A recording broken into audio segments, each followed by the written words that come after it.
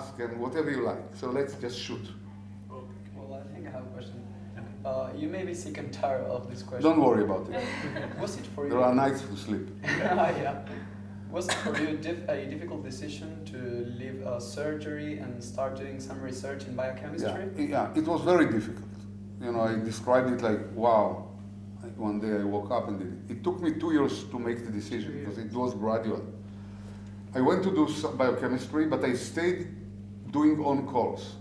So I did operate at the night. I did 3 on-calls every night, every week, 12 in a month. So I didn't sleep 12 nights in a month. And in the morning I went to do biochemistry. The reason I did it is not to make money for the on-calls, but to keep my hands manually trained. It was very difficult. Medicine is a very interesting profession. I love it. I still love it. My wife is a physician. I live in I'm a faculty member in a medical school. Physicians are working in my lab. There are MD, PhDs. I'm part of medicine. I read medicine. I like diseases. I don't like sick people, but I like diseases, mechanisms of diseases. Yeah. No, I don't like people to be sick. That's for sure. Not that I don't like sick people. And it's part of me. So it was marginal. I just felt, and in order to make the decision, I had to do both for a while to make a decision. And the decision was, don't forget also that the time that I departed, I had already a family, I had a son, I had a wife, and I talked to her a lot. And she encouraged me. She said, do what you like to do. Don't think about money, don't think about salary, don't think about being a surgeon, becoming now a student and have to pay tuition fees. We'll take care. All I want you is to be happy. That you will feel that you are happy with what you do and accomplishing what you love to do. Which was very important because when you have a family, there are other considerations. And I did it a lot with her help. And I owe her a lot in that sense. And it was marginal and it's very personal. I cannot give you an advice what to do. Medicine is very interesting, and I can tell you that surgery is very interesting. Even these days, there are new equipment. We are doing microsurgery today, fiber optic, closed surgery. At our time, it was very primitive. We opened the abdomen, we did open surgery. It was very different. But it still was very, very, full of adrenaline, blood. I mean, I liked it. But I felt that two things I felt. One, I'm doing things that are known. I repeat myself, another operation, another. Obviously, each patient is a patient, different name, different culture, but it's still the same. And I'm doing the same, and I'm doing things that are known already, because it's known that for ulcer, you have to operate. Now we don't operate on ulcers anymore. We give erythromycin. But it's known that for this, you do this. So I said, hell, that's what I'm going to do for 40 years.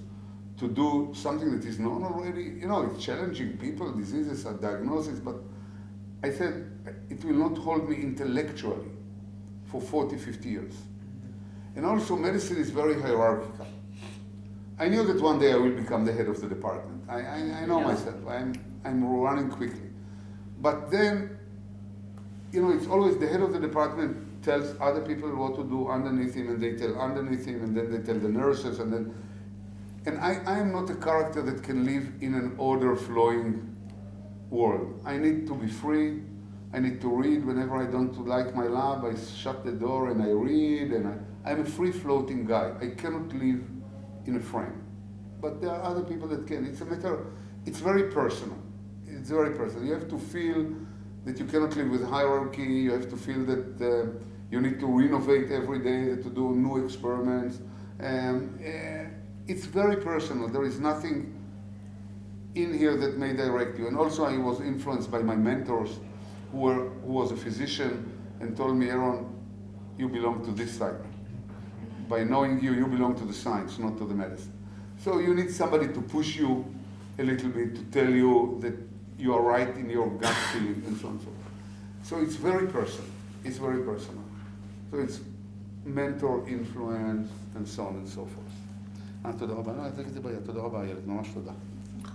So both of them are very interesting, but you have to close your eyes and to think, wow, that's what I really, really, really want to do. Other questions, if you have. Yeah, I have a question. What do you think that us as students, if we want to dedicate to investigate our lives, what do you think we should do to better chances to succeed Yeah. It's interesting. The students are bothered by the same very questions, the same, and I'm not tired of answering them. Uruguay is a little country, very little, smaller than Israel. You have 3 million people. Yes. You have one university, good university in Uruguay, in Montevideo, which is good. It's not very good. It's good. And I think that it's very critical to be in good environment in life. And under the guidance of very good mentors. So my suggestion to you is to do exactly what I did. Once you finish you are now doing PhD or what you are doing? I'm doing my undergraduate studies. Undergraduate. Then you can decide whether you want to do your master or PhD in Uruguay. It's up to you. But then you need to leave Uruguay for a while. For the postdoc for sure. And go to some big institute in the world. For you, I wouldn't go to South America, anywhere. I know South America. It's not that it's not good. It's a little bit Chile. I wouldn't go to Chile. I would go to America. Fly up north. Take an airplane from Montevideo, land, and go all the way to New York. And get a training in a very good place. Harvard. You can go to England if you want. You can go to Cambridge, to Oxford. You can go to Europe. And then come back. This is exactly what I did. I did all my training in Israel. I finished medicine here. I'm an MD from University, Hebrew University. That you just spend the weekend. And I did my PhD here in the Technion, in my institute, that is now my university in the north. I didn't want to take you there because it was a whole day trip. So I didn't want to waste your time. You had a full program and tomorrow you already leave. So next time. And then after I finished my PhD, I was very successful in my PhD because I discovered the ubiquitin system that at the end gave me the Nobel Prize. So I made my life discovery as a PhD, and my mentor told me, stay, don't go. I give you a position, you'll become a professor. I said, forget about it, I go. I left everything. I took my family, I left everything and went to MIT for 5 years and did something completely else. And it was really important. It's different language, it's different people, it's different environment, it's different ideas, it's different everything. And not only that, I can tell you that because I went, I won the Nobel Prize. Why? Because I had some idea to work on my system, and in Israel, if I would have stayed, it would always be identified between me and my boss. When I did it at MIT, nobody can say it's your boss from there. It's you. And people said, wow, Aaron now did something completely away from his boss, independent idea, something new.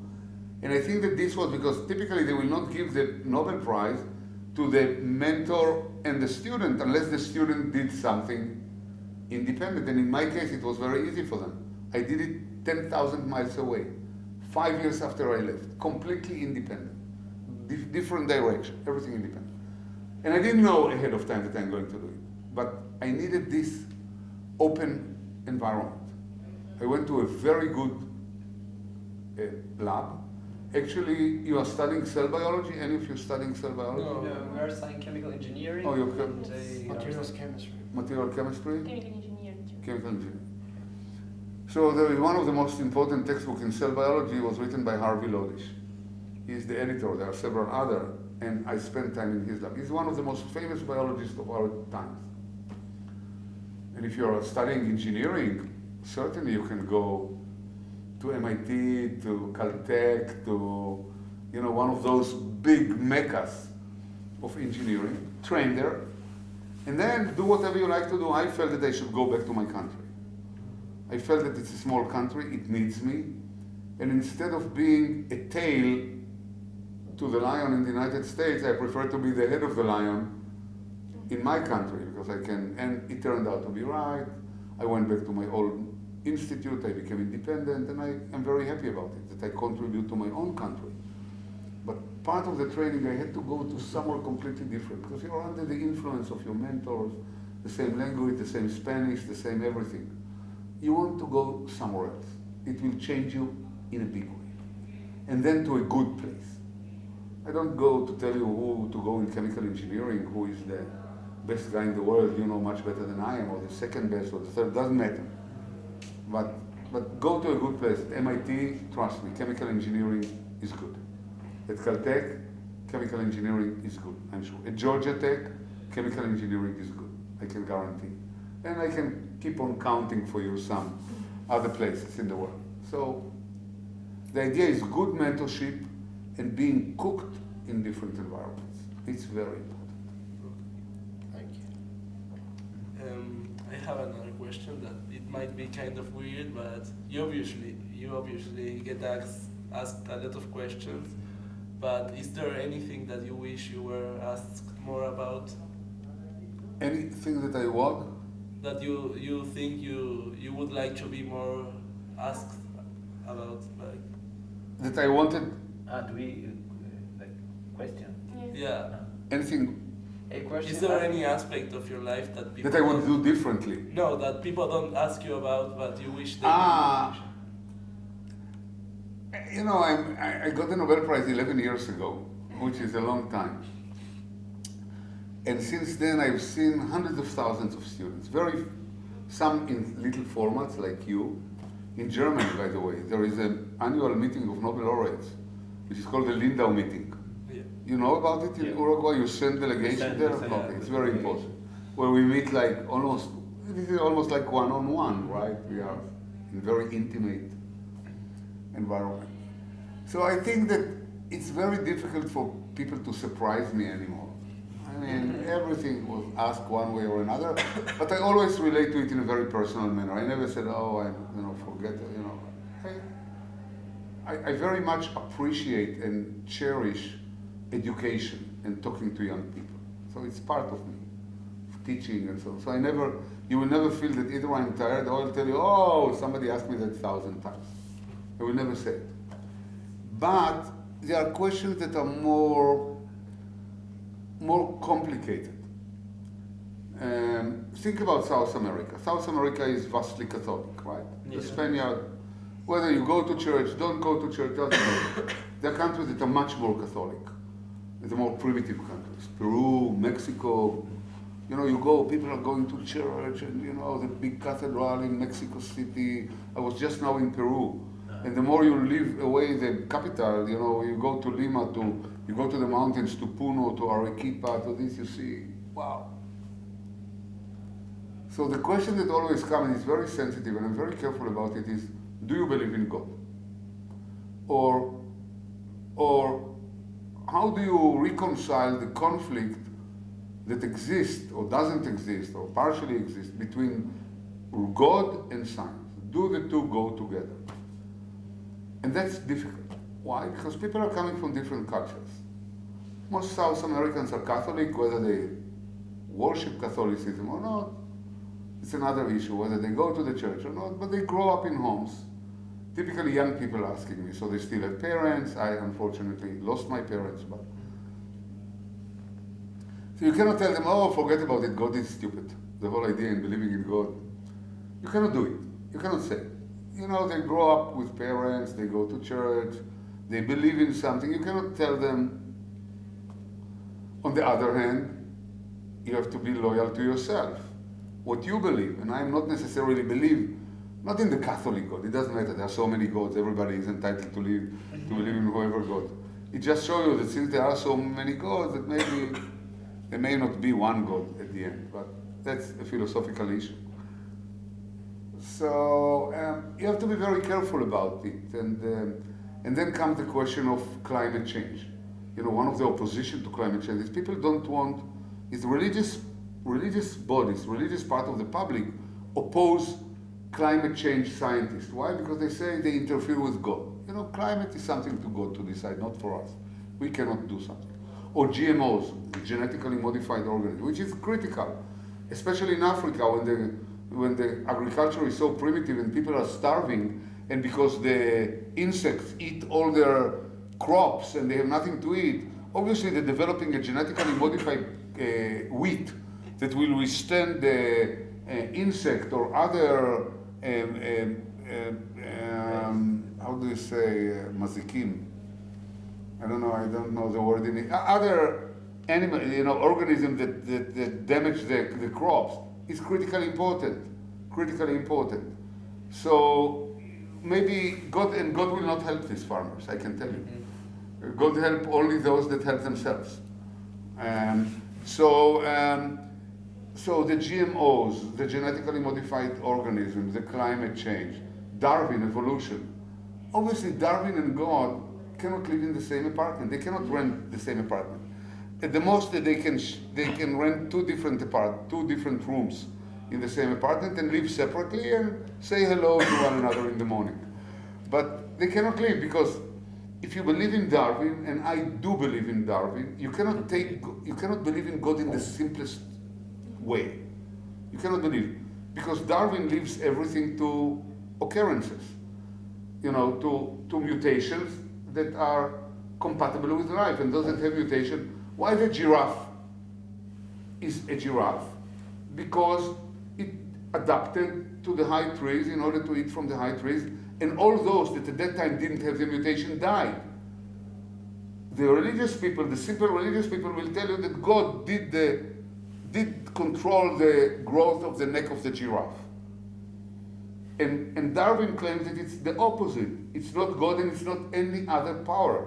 It's natural selection. There were a zillion mutations, and only one mutation caused the development of the neck, and this was the mutation that made the giraffe survivable, and all the others do not exist anymore. So what I say to the people, I say to them, listen, God is in my heart. I'm Jewish. And I didn't convert to Christianity, I didn't become Muslim, I didn't become Catholic, I didn't become Protestant. Because I respect Judaism, I was born Jew, and I will remain Jew. And I like the Jewish culture, I like the Jewish music, I like the holidays.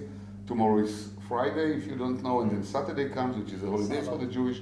And on Saturday I typically home, and I with my family, and we have our dinner together. So I respect the culture. But God is in my heart, and I don't impose my God on anybody else. You want to be Catholic, be Catholic. You want to be Muslim, be Muslim. But the only thing that I'm opposing is that you, or anybody, or most typically today it's true for the Muslim fundamentalists, will come in the name of God and tell me that's what God wants. I don't know that God, anywhere, anytime, along millions of years, sent ambassadors to earth and left them with a message that that's what I want. Never heard about it. God did not appoint anybody to represent him, and God, unlike countries, don't have embassies. There is no Uruguayan embassy, an American embassy, and God embassy in Tel Aviv. No, there is no God embassy. God is God. We should worship him, we should respect him, we should respect anybody that worships any God in the world.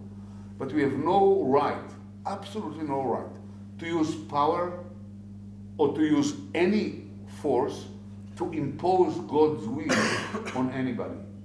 And if GMOs are very important in Africa to improve the agriculture, we should go and proceed in order to improve human life in Africa, otherwise they will starve to death. And the same for climate change, that there is a Nobel Prize in climate change. If we are poking holes in the ozone layer and we are emitting all the time greenhouse gases like carbon monoxide and carbon dioxide that hit Earth and change the climate forever, and the damage will be suffered by the next generation, we have to stop it. It's not God that makes your car emit carbon dioxide. It's me that make my car emit carbon dioxide, and therefore I should move to a cleaner sources of energy in order to slow down climate heating, temperature heating of Earth, in order to stop the damage that we are causing to this planet. There is nothing to do with God. It's not God's will, God didn't appoint me, God didn't say to me anything, and to anybody God didn't say anything. Any God. Not the Catholic God, not Jesus, not Muhammad, not the Jewish God, not Buddha, not anybody.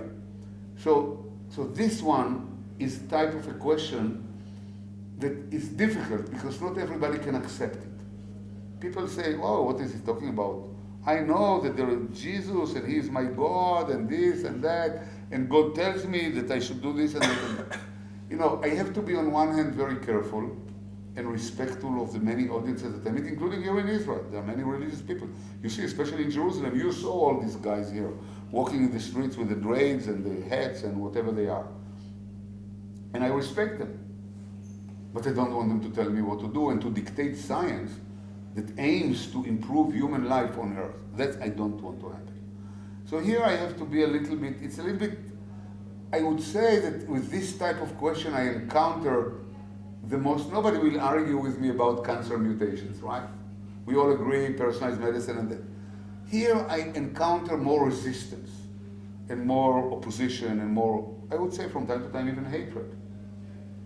Let it be. I will not betray any of my principles, ever. I am a scientist, and science aims good, and I will follow it. And nobody will deter me from that. But I try to be respectful to the culture and history and beliefs and of people around, and I try to walk on a very gentle pathway. But people are people. Yeah. Okay. So, if there are no other questions, a quick one, because we are short on time. Okay. Well, we know that you have done great things in your life, but I'm wondering, what are your goals now? What are your objectives? Science. Science.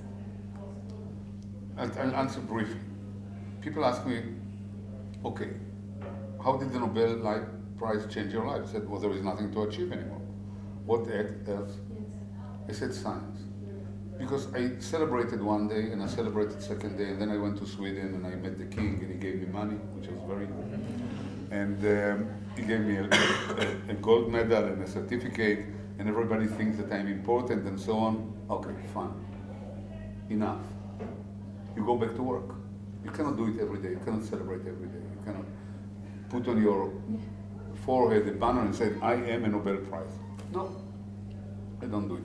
You see, I have jeans. All my life I walk with jeans. I have nice moccasins and short sleeve. I hardly wear any suits. I don't know how to put a tie on. I really don't know. I never put a tie. And I have a big lab with a talented, excellent group of students that I try to educate. We are very good friends. I want them to become successful scientists. And that's it. It's science that drives me. And science drove me all my life. And in the middle, I happened to discover something else. There are many scientists that don't get the Nobel Prize and are very, very smart, smarter than I am. But the Nobel Prize is given to some and not to others. It's okay. There have rules. They are not given in computer, for example. So what we can say that the computer scientists are stupid that they don't get the Nobel Prize? No, they don't get the Nobel Prize because there is no Nobel Prize in computer science. That's all. And even in biology, there are very good scientists around. I derive most of the fun in my life to be surrounded by intelligent people. And if possible, people that are more intelligent than I am. Because these are the people that I can learn from. I cannot learn from people that are less intelligent from me. I can learn from people. So I have very good students, and I like to meet very good scientists and to do my science and to draw lessons and to proceed and to progress. And I have still a very active lab, and that's it. And science, since it has no time limit, I can enjoy it, I hope, for the rest of my life. Thank you very much. Thank you. Okay, all the best. Say hello to Montevideo.